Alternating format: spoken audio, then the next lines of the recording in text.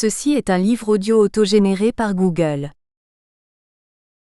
Envoie les dialogues du temps et de l'écoute. Daniel Cohen-Levinas. Hegel le pensait déjà.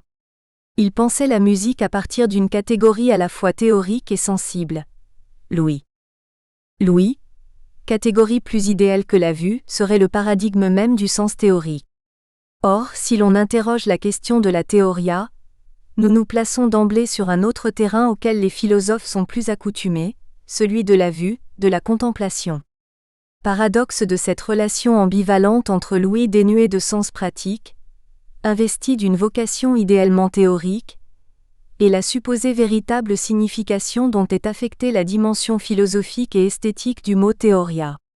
Ce paradoxe mérite qu'on s'y attarde, et je placerai volontiers l'argumentation autour de musique et philosophie en l'arrimant à ce lien, à cet intervalle fécond qui sépare le ouïr et la théoria. Qu'est-ce qui fonde les relations entre philosophie et musique?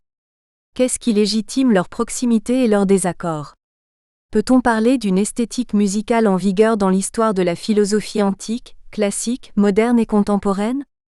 Je reprendrai les propos de Hegel. À vrai dire, le terme esthétique n'est pas tout à fait celui qui convient. Le philosophe semble souligner l'équivoque dont est chargée la réflexion esthétique. Déjà en matière de théoria, autrement dit tout ce qui concerne les arts ou la vue, on ne peut oublier qu'historiquement et de façon quasi continue, la confusion demeure entre l'objet, ce que désigne l'esthétique, et les concepts auxquels il fait référence. Hegel a parfaitement senti la difficulté à exposer une discipline qui à tout moment risque d'osciller entre une philosophie du goût et une philosophie de l'art, au lieu même où il tentait d'imposer la discipline comme précisément une philosophie de l'art, peut-être même au détriment de la philosophie du goût. Dans le domaine musical, la question de l'esthétique s'avère encore plus aiguë et névralgique.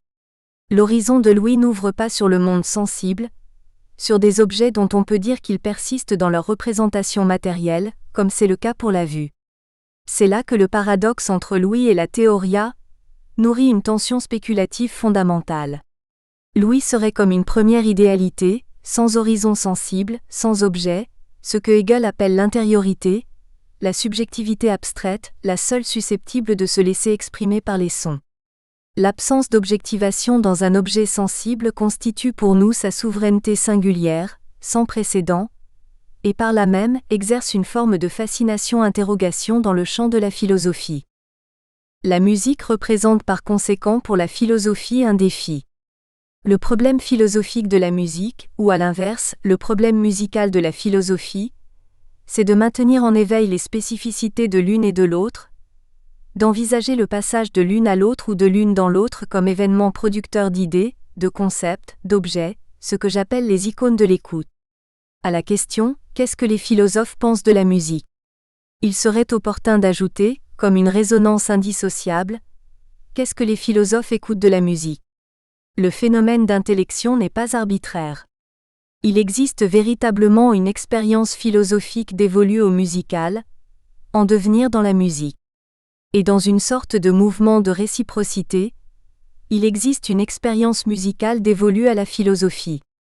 Deux manières de devenir qui n'altèrent en rien les articulations multiples entre le concept et l'objet musical, entre le penser et le ouïr. Ce recueil n'a pas pour vocation de recenser ou d'examiner cliniquement les manières dont se constituent ces devenirs respectifs, mais plutôt d'interroger les modalités de représentation et de phénomènes qui en résultent ou qui les précèdent. Dans le territoire à la fois prolixe et complexe que représente la musique, la philosophie permettrait d'envisager la musique comme un moment privilégié d'une connaissance qui recèle ses propres savoirs. Dans ce mouvement qui conduit l'écoute jusqu'à l'objet, la musique engendrerait des systèmes d'énoncés absolument singuliers. Elle engendrerait également des méthodes de recherche pour la connaissance philosophique de l'objet musical. De même que chez les Grecs, ce n'est ni la gamme ni le mode qui font la musique. Dans la question de l'écoute, ce n'est pas toujours l'objet qui fait l'événement sonore ou qui fait l'événement esthétique. Les devenirs respectifs sont de l'ordre du mouvement. C'est l'intervalle séparant le ouïr de l'œuvre, ou rapprochant la pensée de ce ouïr qui exprime la prolixité des rapports entre philosophie et musique, la prolixité de l'écoute et de la théoria. De même que pour Hegel la musique est bien l'art dont l'âme se sert pour agir sur les âmes, il existe une intimité résonante qui unit la philosophie et la musique.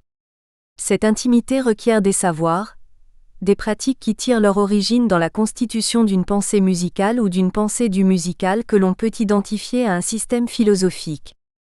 Qu'il soit question des théories musicales en vigueur au XVIIIe siècle telles qu'elles sont interprétées par André Charac, de l'analogie entre le modèle naturel et ses implications esthétiques et éthiques, Daniel Cohn, Jacques Derrida, des fondements phénoménologiques préludant à tout percept et concept, Dominique Pradel, des fascinations exclusives que certaines œuvres musicales suscitent chez un philosophe tel que Kierkegaard, Marie-Louise Mallet, de la manière dont la tradition latine a abordé la question de Acoumen, Alessandro Arbo, des tentatives adorniennes de renverser les occurrences et de considérer que l'esthétique puise ses outils dans la connaissance des œuvres, ou encore d'interroger le statut de la musique chez un philosophe pour qui cet art est un paradigme de l'esthétique du sentiment, Marc Delaunay.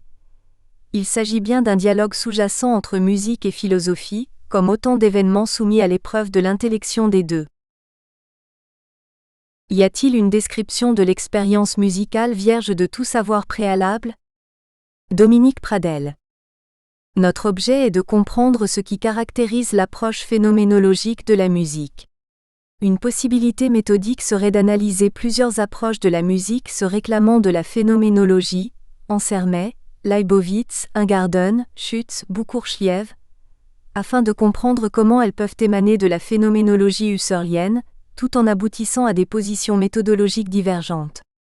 Si une telle analyse comparative offre l'avantage de la richesse et fait place à la diversité des approches, elle expose cependant au risque de l'éclatement, c'est pourquoi nous y renoncerons, et nous contenterons de discuter un motif essentiel commun à ces différentes approches, afin d'en interroger la possibilité et la pertinence au regard des exigences croisées de l'esthétique musicale et de la méthode phénoménologique de type husserlien, à savoir le motif de la suspension de tout savoir musicologique préalable ou du geste des apostrophes. Epoche épistémique inaugurale pour toute approche phénoménologique. Prenons pour point de départ les formulations qu'en donne Roman Ingarden, dans l'introduction de Das Musikwerk, et Ernest Ansermet dans les fondements de la musique dans la conscience humaine. C'est à partir de quelques opinions communes, pré-scientifiques, établies grâce au contact quotidien avec la musique, que nous aborderons les réflexions à propos de l'œuvre musicale, avant qu'une quelconque interprétation théorique ne vienne influencer nos intuitions premières.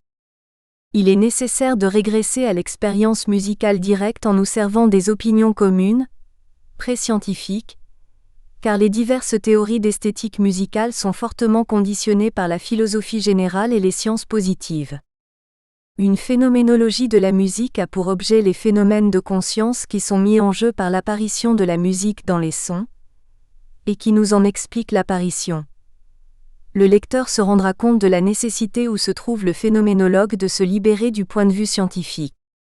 Ces deux textes attestent, à titre de procès méthodique fondamental de l'approche phénoménologique, la volonté de retour à l'expérience musicale dans ses modalités pré-scientifiques ou perceptives, par un geste archéologique de déconstruction des couches de sens théoriques qui s'y superposent dans notre manière de penser la musique. Cela implique la réduction d'un double savoir préalable. En premier lieu, on fera abstraction du savoir du physicien sur la production et la propagation des ondes sonores, les fréquences des ondes, le cercle des quintes, la théorie des harmoniques constitutives du son. À l'orientation intentionnelle du physicien vers le son comme objet théorique situé dans la spatio-temporalité du monde et inséré dans l'ordre nomologique de la causalité physique, on substituera une attitude purement musicale, c'est-à-dire une orientation intentionnelle vers le son comme son musical. On ne considérera plus le son comme son de quelque chose, son produit par un objet, localisé dans l'espace et situé dans le temps chronologique, mais vers le son comme son, abstraction faite de sa production causale, de sa localisation dans l'espace objectif et le temps mondain, vers un son démondanisé, à la fois pur être de temps immanent et pur être sensible.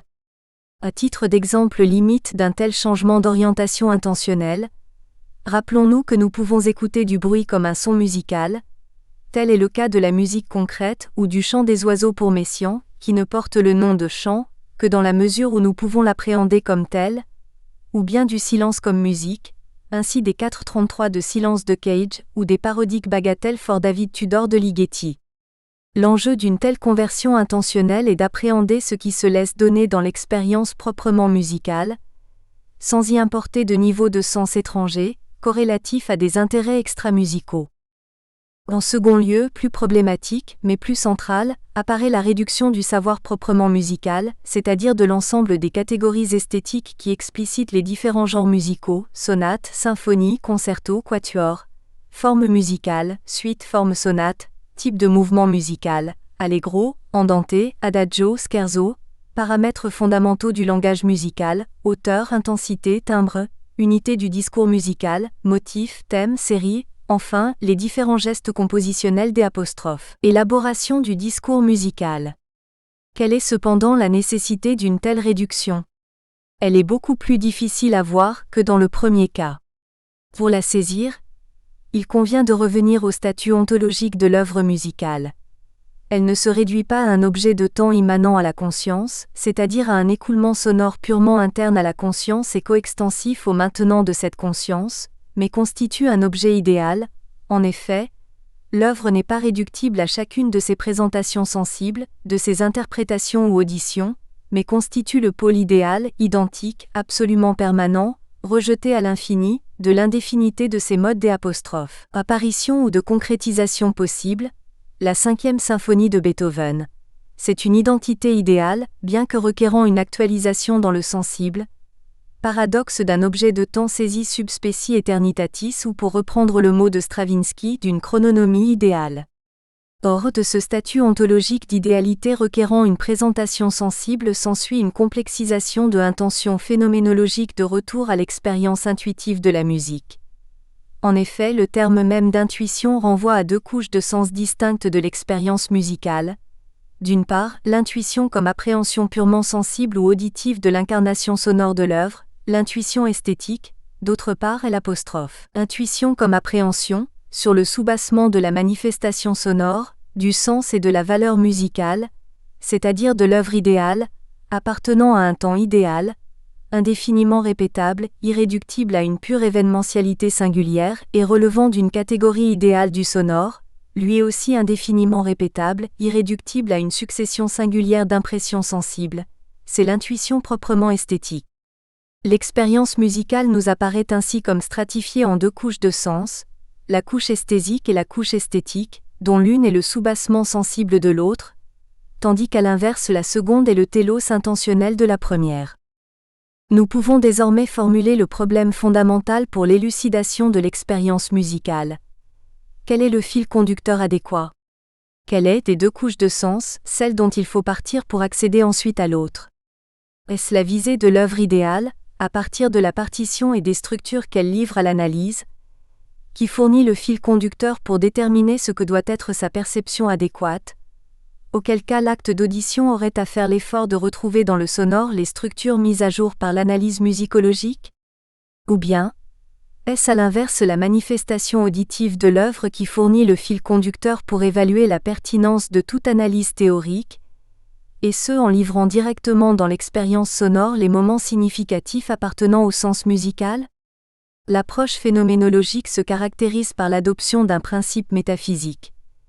Dans un geste idéaliste, ne pas admettre l'existence en soi des temps inaccessibles à l'expérience, et dans un geste de réévaluation du sensible, ne pas admettre l'existence de pure signification subsistant dans un ciel intelligible intemporel scindé du monde réel, mais comprendre l'ancrage ou la fondation de tout sens idéal dans le sensible. Ainsi les idéalités physiques et mathématiques se laissent-elles dériver du monde sensible par idéalisation ?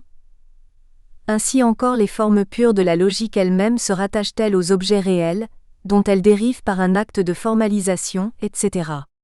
Appliquant un tel principe à la compréhension de l'œuvre musicale, on obtient l'exigence méthodique suivante, se centrer sur la manifestation perceptive, purement sonore, c'est-à-dire sur le phénomène esthésique, comme fil conducteur pour accéder au phénomène esthétique ou à la saisie du sens idéal. C'est en partant du phénomène sensible, de l'écoulement sonore dans le temps immanent de la conscience et des hiérarchies perceptives qui s'y dessinent, que l'on peut accéder au plan supérieur du sens musical, et non l'inverse. Ce principe est-il légitime ? Cet ordre d'élucidation est-il fondé? Est-il pertinent d'accorder la première place au plan purement sensible, et de n'accéder qu'ensuite au niveau structurel et sémantique? En particulier, l'approche phénoménologique ne confond-elle pas la fondation de l'expérience musicale sur un noyau d'expérience perceptive, à savoir que l'expérience musicale requiert une présentation sensible, et le primat de cette expérience perceptive au sein de l'expérience musicale, à savoir que ce sont les sons qui fournissent le moyen d'accéder au sens musical? Ne confond-elle pas l'infrastructure avec l'aspect essentiel? Ne procède-t-elle pas comme une analyse du langage qui déciderait par principe de se limiter au seul signifiant pour ne rejoindre qu'ensuite le plan du signifié, alors que les signifiants n'ont de sens que par leur fonction signifiante, qui n'est elle-même intelligible qu'à partir des signifiés? En outre, ne disjoint-elle pas des niveaux de l'expérience, esthésique, esthétique, qui ne se présentent jamais en elle à l'état isolé, mais toujours à l'état de fusion? En effet, l'idée d'expérience purement perceptive de la musique n'est-elle pas un idéal type ou une fiction méthodologique plutôt qu'un phénomène effectif, puisque dans la pratique l'expérience musicale se présente toujours comme un mixte de perception et de savoir préconstitué, c'est-à-dire comme une incorporation du savoir dans l'audition sans que on puisse jamais régresser à une audition vierge de tout savoir. Critique de l'approche phénoménologique. Afin de montrer que l'approche phénoménologique ne va guère de soi et qu'il est légitime de s'interroger sur sa légitimité, nous allons en présenter 3 critiques essentielles, l'une explicitement adressée à la phénoménologie. Il s'agit d'un passage polémique de Boulez dans Penser la musique aujourd'hui, la seconde tirée de réflexions d'Erwin Panofsky sur la description des œuvres plastiques que nous tâcherons d'appliquer au champ musical, et la troisième, interne à la phénoménologie de la musique des apostrophes. Alfred Schütz est dirigée contre le seul principe méthodique de l'épocée épistémique du savoir musicologique. 1. La première critique, explicitement formulée par Pierre Boulez à l'encontre de toute démarche purement descriptive des œuvres musicales, consiste à recourir à l'ancienne opposition entre phénomène sensible et chose en soi, ou objet sensible et objet intelligible, pour souligner le caractère appauvrissant de toute description des événements sonores apparents vis-à-vis du contenu artistique ou compositionnel de l'œuvre. La démarche phénoménologique, précisément parce qu'elle s'attacherait à ne faire que décrire œuvre à son niveau de manifestation esthésique, serait condamnée à demeurer à la surface externe de l'œuvre, à n'en livrer que des caractéristiques superficielles ou anecdotiques, sans jamais pouvoir atteindre son essence véritable. De l'œuvre à sa description, on observe un notoire affaiblissement. Il se produit une confusion entre l'exposé des structures résultantes obtenues par un ensemble déterminé de procédés d'engendrement ou de combinaison, et l'investigation que suppose l'étude réelle des procédés eux-mêmes. Constater et décrire ne sont au mieux qu'un seuil. Pourquoi la description des événements sonores apparaissant à l'audition produit-elle nécessairement un appauvrissement du contenu idéal de l'œuvre? C'est que le contenu idéal de l'œuvre ne réside pas dans les faits auditifs, succession d'événements sonores caractérisés par différentes propriétés, ni même dans les formes livrées à la perception, organisation de la succession de sons conforme à un certain canon esthétique donné à une époque, forme sonate par exemple, mais dans les structures de l'œuvre. Que désigne le terme de structure, que Boulez emprunte sciemment au contexte structuraliste de l'époque? Ce concept appartient notamment à la mathématique des structures et à la méthode axiomatique, auquel Boulez fait explicitement référence. Lorsqu'on dépouille une théorie mathématique de toute référence des termes primitifs à des significations prédonnées, par exemple, lorsqu'on emploie les termes point, ligne, plan, sans faire référence au point, ligne, plan de l'espace euclidien tel que nous en avons l'intuition approximative, mais à des objets quelconques, la signification des termes primitifs est alors exclusivement donnée par les relations posées entre ces termes dans les propositions primitives, ou par la fonction qu'ils occupent dans le système théorique. Seule cette abolition de la référence des notions primitives à des significations prédonnées permet de faire apparaître la pure structure déductive de la théorie mathématique, dépouillée de son ancrage dans un domaine de vérité géométrique naturelle. Le choix des notions primitives serait ainsi sans importance. Seul en aurait le choix des relations primitives entre objets quelconques, relations logiques qui conféreraient l'intelligibilité au système entier. Ainsi a-t-on en mathématiques une pluralité de géométries isomorphes, c'est-à-dire identiques par leur structure déductive quoique différents par leur contenu intuitif. La structure constitue leur fond logique commun. Appliquons cela à la musique. Que désignent alors les structures ? Elles ont une double réalité logique. En premier lieu, à un niveau de généralité préalable à toute singularisation de l'œuvre, les structures sont les paramètres fondamentaux du langage musical auquel appartient l'œuvre. En second lieu, au plan cette fois de la singularité des œuvres elles-mêmes, elles désignent les lois d'organisation interne de chaque œuvre et à un niveau plus profond, les procédés d'engendrement et de combinaison qui rendent compte de sa production compositionnelle. Prenons l'exemple d'une œuvre sérielle. Pour en saisir la structuration interne, il convient d'en expliciter à la fois la série génératrice, l'ensemble des procédés de combinaison des éléments ou de fragmentation de la série, répétition de la série originale, renversement, inversion, fragmentation, etc. Enfin les paramètres du langage auquel a été appliqué le schème sériel, historiquement, d'abord les hauteurs, mais ensuite éventuellement les durées, intensité, attaque. Le parallélisme avec l'axiomatisation en mathématiques est parfait. La déductivité formelle correspond ici à l'ensemble des gestes compositionnels producteurs de variations à partir de la série fondamentale, et les notions primitives à cet alphabet des paramètres du langage musical définis non par leur nature intuitive, mais par leur fonction logique relative à la technique sérielle. De la sorte, le plan des formes apparentes se réduit à un épiphénomène qui ne possède de sens que relativement à la technique et au langage musical sériel. Les fonctions harmoniques sont désormais dépourvues de permanence naturelle et de pôles d'attraction invariants. Les phénomènes de tension et de détente cessent de se référer à des schémas de modulation et de résolution cadentielle. Enfin, l'horizontalité du discours n'est plus référée aux notions de thème, de mélodie ni de fonction contrapuntique. Tout comme les notions primitives mathématiques étaient vidées de toute référence naturelle aux notions euclidiennes, les paramètres du langage, hauteur, intensité, timbre, sont dépouillés de leur intégration naturelle à un système harmonique. On comprend dès lors la critique de l'approche phénoménologique, assimilée à une simple description des événements sonores sensibles. Car pour saisir la chrononomie idéale de l'œuvre musicale, il y a nécessité de passer du plan purement descriptif à une interprétation des structures, laquelle met en jeu à la fois la structuration générale du langage et les gestes d'engendrement qui produisent l'œuvre dans sa singularité. La démarche phénoménologique, à ce titre, est en attente du passage au plan des structures profondes, et par elle-même incapable d'atteindre ce niveau d'intelligibilité du musical. Elle ne peut que décrire des régularités immédiatement perceptibles, des périodicités et irrégularités évidentes, sans jamais expliquer l'œuvre, c'est-à-dire en rendre raison par une explicitation génétique. Elle a le défaut de la superficialité et de l'indigence explicative.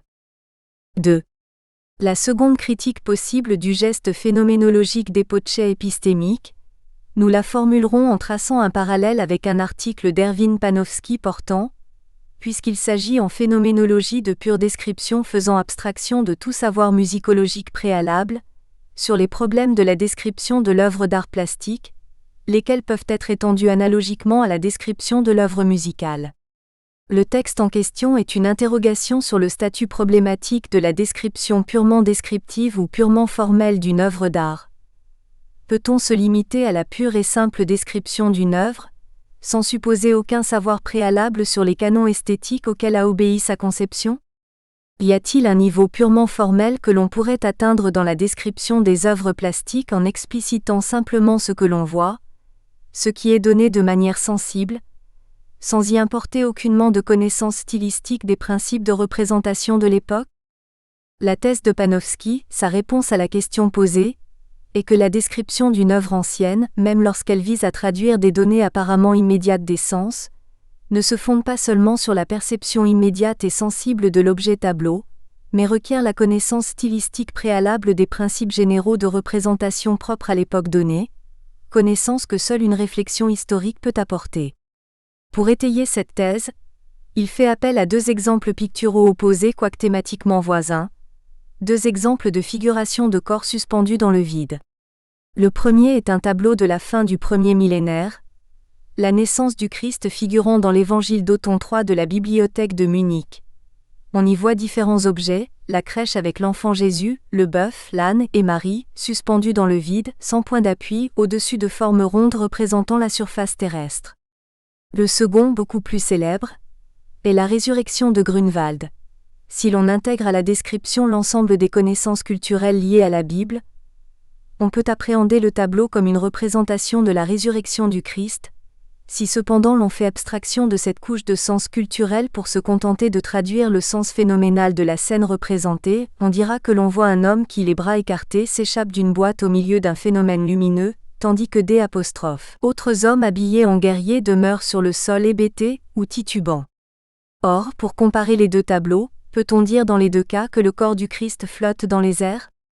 Dans le cas de la résurrection, la description interprète d'emblée la suspension dans le vide comme un flottement surnaturel du corps du Christ en hauteur, tandis que dans le premier, la suspension apparente ne signifie rien quant à la place du corps dans l'espace. Pourquoi ? Parce que dans le second cas, la représentation est soumise à un naturalisme perspectiviste et plastique, où le fait de se tenir dans un espace vide sans surface où s'appuyer équivaut à flotter, tandis que dans le premier elle obéit à un spiritualisme aperspectiviste et aplastique, où la même interprétation serait dépourvue de pertinence, parce que l'arrière-plan n'est pas ici le ciel mais un fond abstrait, et que les corps ne sont pas ici censés être soumis à la pesanteur. C'est dire que la recognition purement perceptive du représenté implique une interprétation guidée par la connaissance préalable des principes stylistiques de représentation. Il n'est pas de description purement perceptive ou purement formelle de l'œuvre, car la description des seuls rapports spatiaux entre les corps implique déjà la référence à un système symbolique de représentation, au niveau le plus bas du sens, celui du sens chausal. Donc, nulle description sans savoir préalable. Cela s'applique-t-il analogiquement à la musique ? Apparemment non. Il n'y a pas en musique de distinction entre un objet représentant, comme le tableau, et des objets représentés. Nul besoin en musique de passer du plan des éléments perceptifs immédiats, la disposition des couleurs et des formes sur le tableau, à celui du référent ou du sujet représenté dans le tableau. La perception des composantes formelles du sonore paraît suffisante. Et pourtant, il y a bien une distinction analogue des plans ou couches de sens en musique. En effet, la stratification musicale entre corrélat esthésique de l'audition et chrononomie idéale de l'œuvre correspond bien à la distinction picturale entre l'objet tableau et le sujet du tableau, entre le tableau comme chose matérielle et comme représentation. De même que la description primaire, purement formelle d'un tableau ne devrait jamais employer de termes comme flotter, homme, pierre, qui suppose une interprétation du sens chausal, mais se borner aux taches de couleurs et aux formes matériellement perceptibles, à leur relation de contraste et à leur regroupement en complexes formels. De même, la description primaire, purement formelle ou auditive d'une œuvre musicale ne devrait jamais faire appel à des notions telles que thème, motif, tonique, dominante, modulation, résolution, fugue, forme sonate, mais seulement à des concepts relevant de la pure morphologie auditive ou perceptive tels que fort, faible, aigu, grave, strident, contrastant, continu, discontinu. Or, une description du flux sonore faisant uniquement appel à ce genre de notions confère à la description une intelligibilité nulle et ne permet pas de rendre compte de l'organisation du temps musical.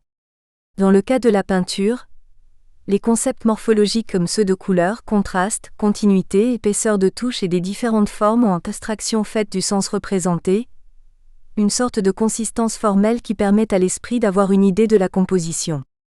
Par contre, il semble que le caractère temporel ou fluent de la musique empêche de décrire les structures de l'œuvre musicale avec les seuls concepts morphologiques, et exige le recours à des catégories stylistiques préconstituées du discours musical, voix d'une fugue, thème principal et thème secondaire d'une sonate, etc. C'est le caractère fluent du temps musical qui empêche ici la saisie d'unités fixes, obligeant la description à faire appel aux formes musicales consignées par la théorie. On voit aussitôt le danger d'une telle remarque pour le geste d'épochet épistémique qui caractérise la phénoménologie. Il y a ici impossibilité de mise en suspens du savoir musical à cause des difficultés que l'essence fluente du sonore impose au projet descriptif. 3. Enfin, une troisième critique du geste d'épochet épistémique vient de la phénoménologie elle-même, au nom du respect de l'essence de l'expérience musicale. Une telle époche épistémique la dénature, dans la mesure où tout auditeur, loin d'être vierge de tout savoir concernant les canons esthétiques ou les structures typiques du discours musical, possède dans la plupart des cas une familiarité avec ces derniers.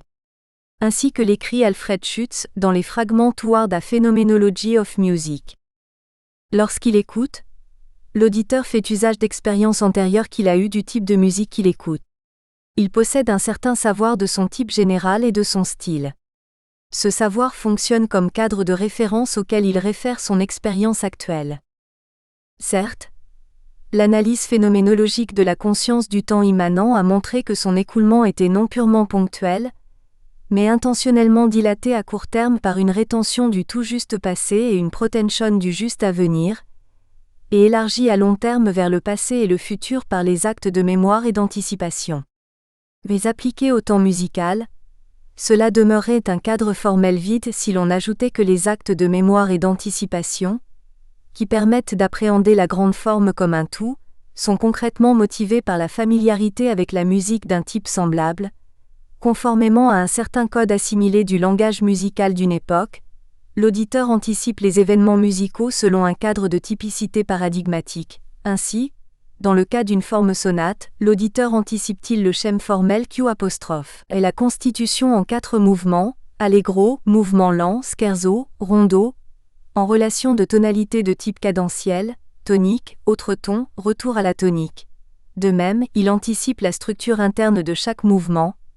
Pour l'allegro, exposition de thème à la tonique et à la dominante, RE accent aigu exposition, développement avec variation, modulation, conflit, reprise, conclusion. Les actes de mémorisation et d'anticipation sont motivés par le schème formel global ainsi que par la RE accent aigu exposition et les variations qui ancrent l'apostrophe. Identité du thème dans la conscience et la préfiguration de ses réapparitions. Telle est la notion de cadre de référence, mobilisée par l'écoute musicale.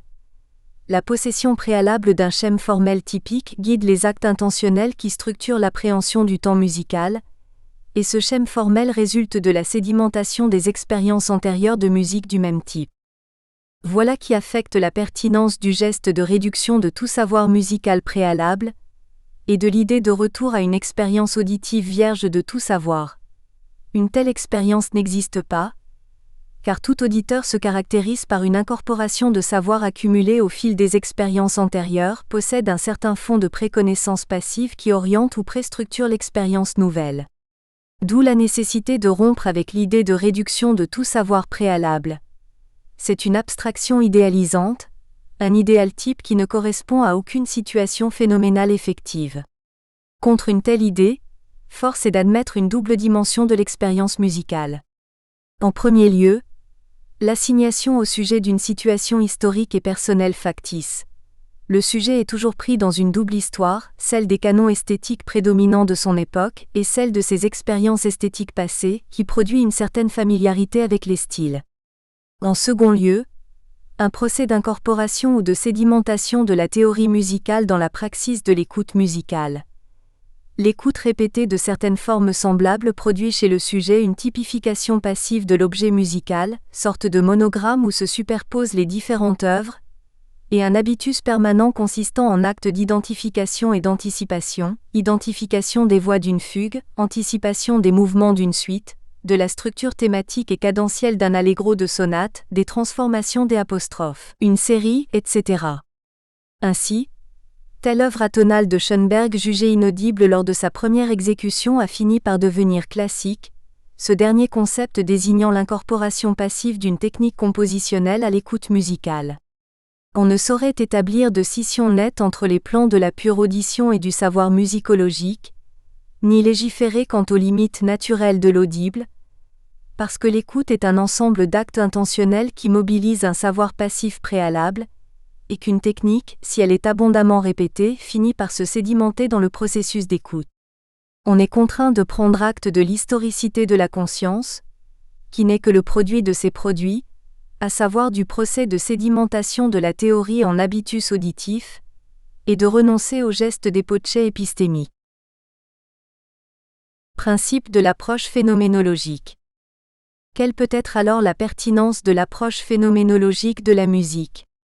Quel intérêt peut présenter sa démarche consistant à se centrer sur le phénomène de l'audition pour explorer la visée qui lui est immanente d'une œuvre idéale, si la perception n'est que la réplique appauvrie de l'engendrement compositionnel de l'œuvre ou de l'analyse théorique des structures de la partition?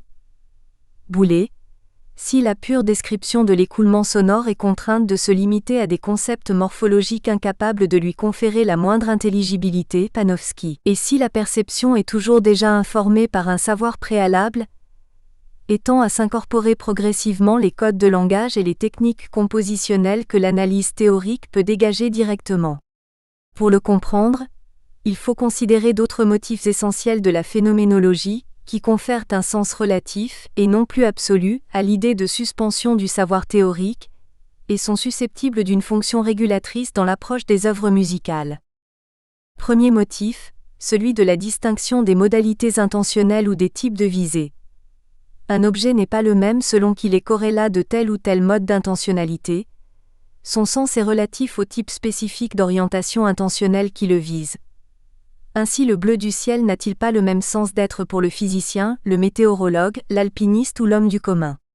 Si l'on applique ce principe à la musique, il commande de distinguer les différents modes d'intentionnalité qui ont pour corrélat une œuvre musicale, sans confondre leur grammaire respective. L'intentionnalité perceptive de l'auditeur, où la saisie de la chrononomie idéale et de la valeur esthétique s'effectue depuis la centration sur l'expérience auditive, fût-elle mêlée de savoir familier, l'intentionnalité créatrice du compositeur qui se règle sur une idée de L', œuvre à produire et sur certains codes esthétiques ou gestes compositionnels propres au style d'époque, de groupe ou d'individu. Enfin l'intentionnalité du théoricien, qui à la lecture de la partition tente d'y discerner les procès d'engendrement et les structures constitutives.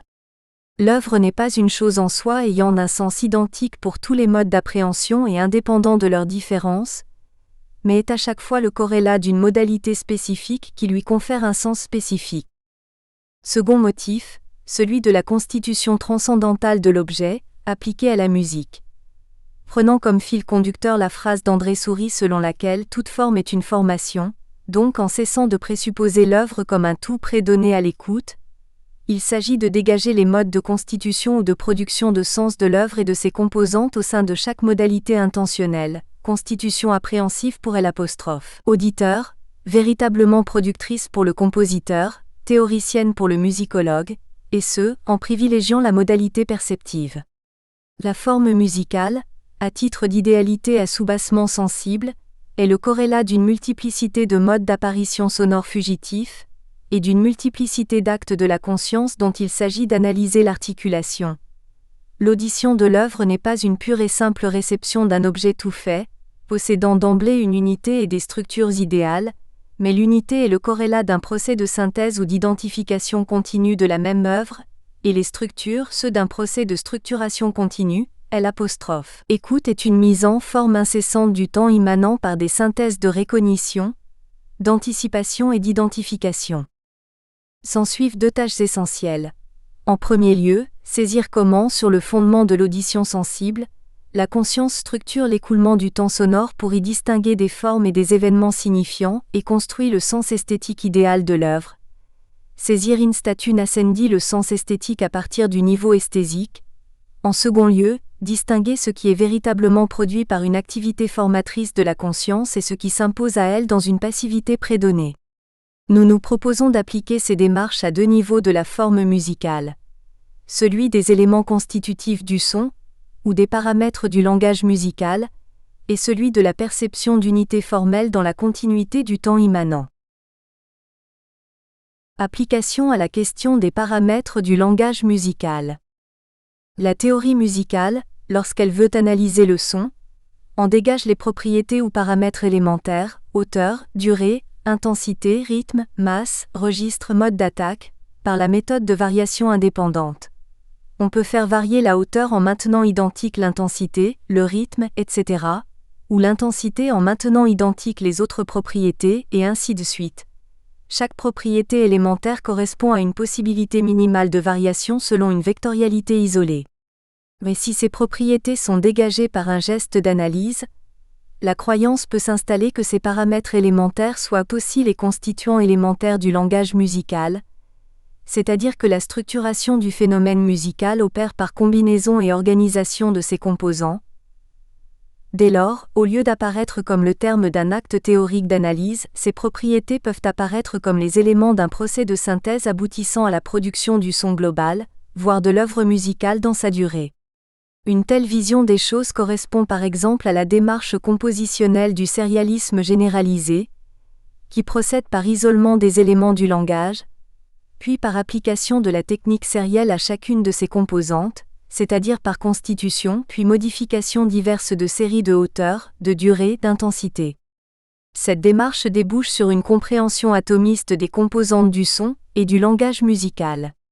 Or une telle méthode d'isolement analytique et de réorganisation synthétique, qui obéit à une logique compositionnelle, correspond-elle à l'appréhension temporelle et sensible de l'œuvre ?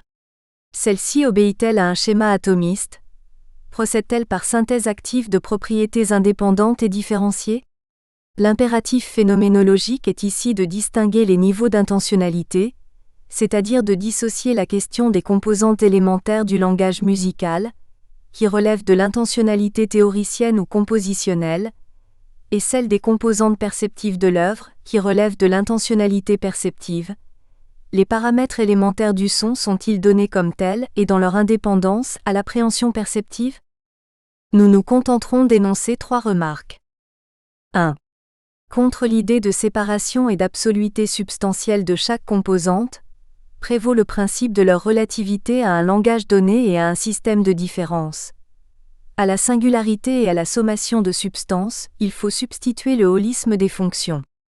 Par exemple, les hauteurs ne sont pas des singularités absolues formant par sommation, en tant qu'élément de base, l'ensemble des hauteurs.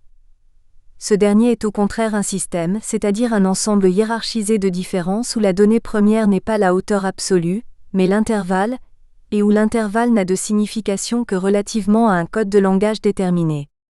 Ainsi, d'une part, une hauteur n'est-elle identifiable que sur le fondement du choix fondamental d'un diapason, et d'autre part, une quinte n'a pas la même signification dans une œuvre tonale, où elle se réfère à un système de polarité tonale, de tension et de détente possible, passage de la tonique à la dominante, de la sous-dominante à la tonique, et dans l'énoncé d'une série où elle doit être débarrassée de toute référence à un pôle d'attraction tonale.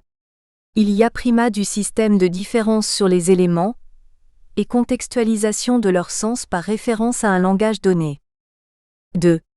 Contre le rattachement de chaque paramètre à un son isolé, et l'idée d'indépendance réciproque des paramètres, prévaut le principe de relativité et de contexte, c'est-à-dire de l'indissociabilité des composantes et de leur rattachement au phénomène sonore dans son écoulement.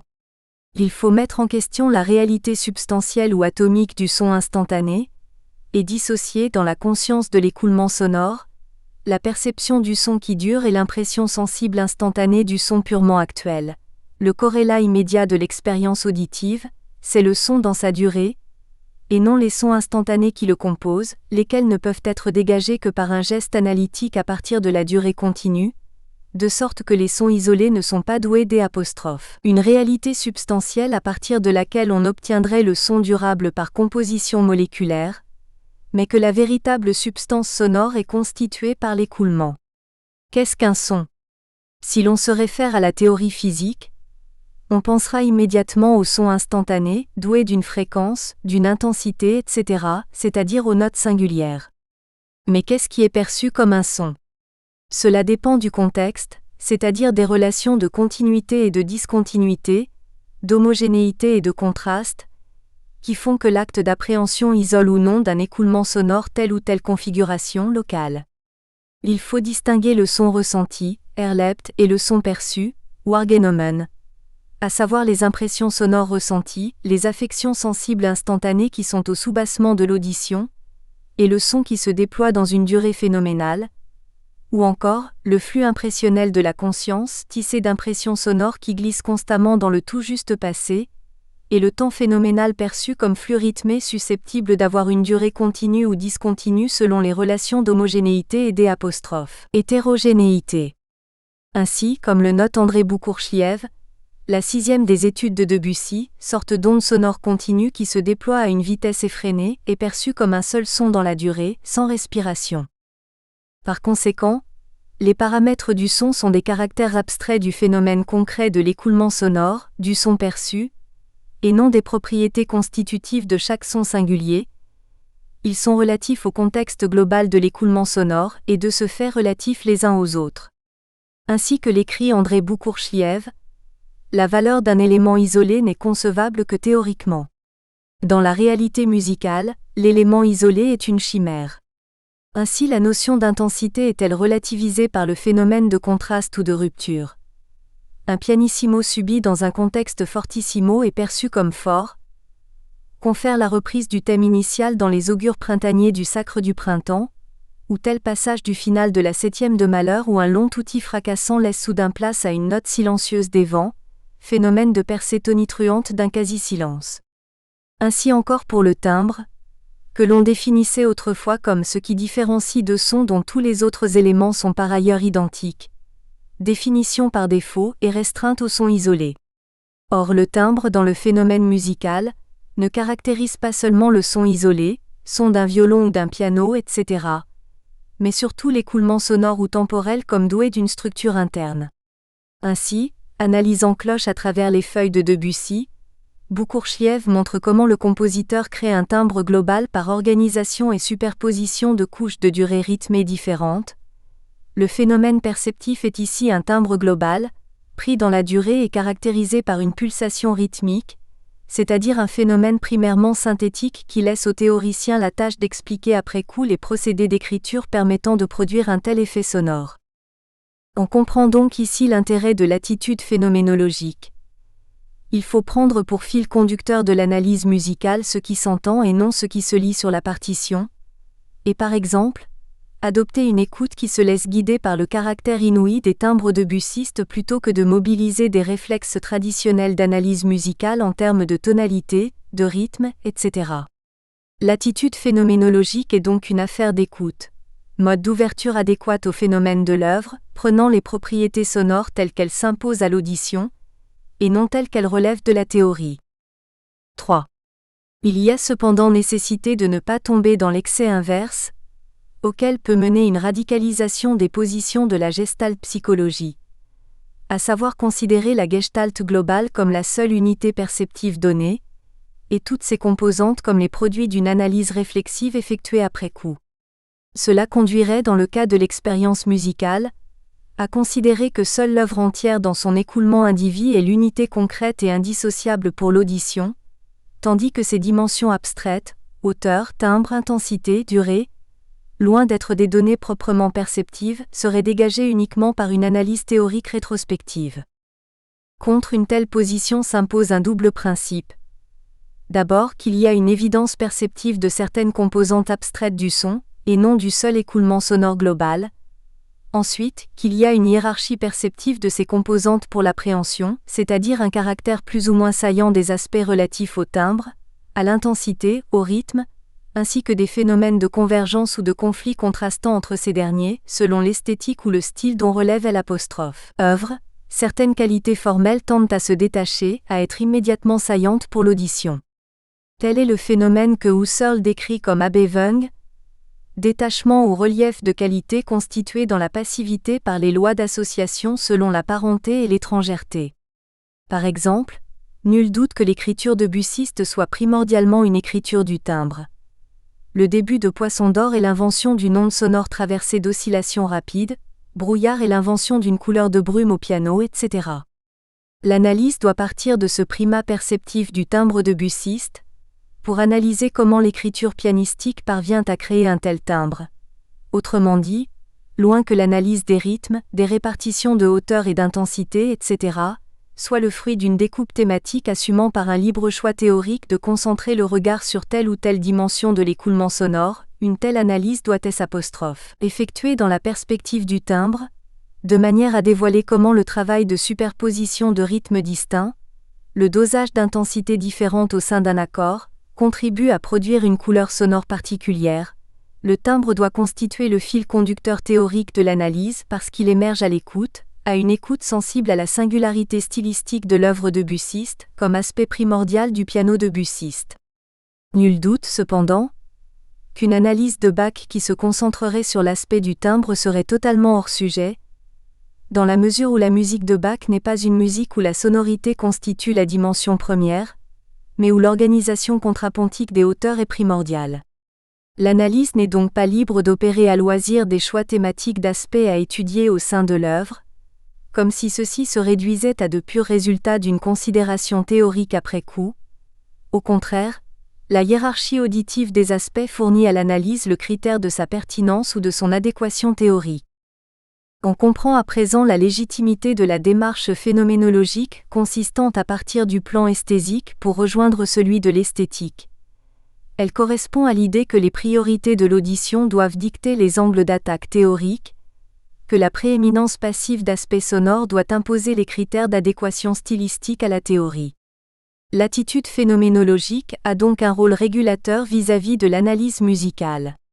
Cette légitimité est-elle cependant absolue ? Convient-elle à toutes les musiques ? Toute musique a-t-elle pour destination primordiale d'être entendue, plutôt que jouée ou lue ? On peut penser qu'il faut nuancer l'exigence phénoménologique en fonction d'un principe de relativité historique. Certaines musiques sont faites pour être comprises plutôt qu'écoutées. Une fugue de Bach ne requiert pas que l'on s'absorbe simplement dans la succession des sons, mais demande que l'on en saisisse la structure contrapuntique à titre de chrononomie idéale dont toute présentation sonore ne peut constituer qu'une approximation. À ce titre, C', est plutôt la lecture de la partition qui doit servir de fil conducteur pour l'écoute que l'inverse, donc le plan esthétique qui doit fournir à l'esthésique sa norme. Dans un tel cas, c'est le sens structurel idéal de l'œuvre qui offre d'emblée le télos vers lequel doit être orienté l'acte d'écoute, sans que les hiérarchies auditives puissent fournir un fil conducteur pertinent. Dans la musique de Debussy, le primat auditif du timbre constitue une donnée immédiate dont l'analyse doit rendre compte. Dans la musique de Bach, le primat de l'organisation contrapuntique n'est sans doute pas une donnée perceptive immédiate, et c'est au contraire la compréhension théorique médiate qui doit orienter l'écoute vers sa saisie adéquate. Il faudrait par conséquent renoncer à absolutiser la validité de l'exigence phénoménologique de centration sur la perception sensible, et la soumettre à son tour à un principe plus fort, celui de la relativité historico-stylistique. Chaque type de musique semble imposer une orientation primordiale, soit vers le sensible, soit vers l'intelligible. L'essence singulière idéale de chaque musique impose le mode d'écoute, c'est l'esthétique propre à une musique, historiquement conditionnée par les valeurs culturelles de l'époque, qui permet ou non au plan esthésique de constituer le fil conducteur ou la voie d'accès au sens idéal. Pour schématiser, l'on dira que c'est à partir des romantiques que la sonorité devient première, ou que le geste compositionnel tend vers la production d'une sonorité plutôt que d'une structure idéale. Mais alors, l'acte de suspension de tout savoir préalable censé inaugurer l'approche phénoménologique ne perd-il pas tout son sens si seule la connaissance historique des canons esthétiques et stylistiques d'une époque permet de déterminer à la fois le type d'écoute adéquat à une œuvre ainsi que la pertinence de son approche théorique ? La phénoménologie n'est-elle pas déboutée par la critique tirée de Panofsky, qui fait du plan perceptif un niveau dépendant de la connaissance préalable de principes esthétiques ? Application aux unités internes à l'œuvre dans le court terme. Considérons à présent les problèmes posés par l'application de la méthode phénoménologique aux unités temporelles à court terme. Motif, thème, séquence, répétition, variation, développement. L'idéalisme constitutif qui caractérise la phénoménologie impose de ne jamais considérer de telles entités comme prédonnées, mais de faire retour à leur mode de constitution ou d'émergence spécifiquement temporelle et sonore, et ce en posant la question de savoir si elles sont produites par une activité synthétique d'appréhension, d'identification et de recognition, ou si elles émergent de manière passive comme des gestalten ou moments figuraux s'imposant d'emblée comme tout fait à l'écoute. Pourquoi cela ? Pourquoi une telle nécessité de revenir au mode d'apparition perceptif des unités dites thématiques ? Cela tient une nouvelle fois à l'exigence de distinguer les différents modes d'intentionnalité et leurs corrélats respectifs. L'analyse musicale, en remplissant l'office de décrypter les structures de l'œuvre ou les gestes compositionnels qui ont présidé à sa création, peut être tentée, cela fait, de considérer les thèmes, mais aussi bien les motifs, structures, etc., comme des formes originales et substantielles, douées d'une identité idéale, dont l'œuvre serait dérivée par des procédés de développement, variation, combinaison, etc., c'est-à-dire leur accorder la fonction de cellule génératrice subsistant en soi, et porteuse de la dynamique de l'œuvre.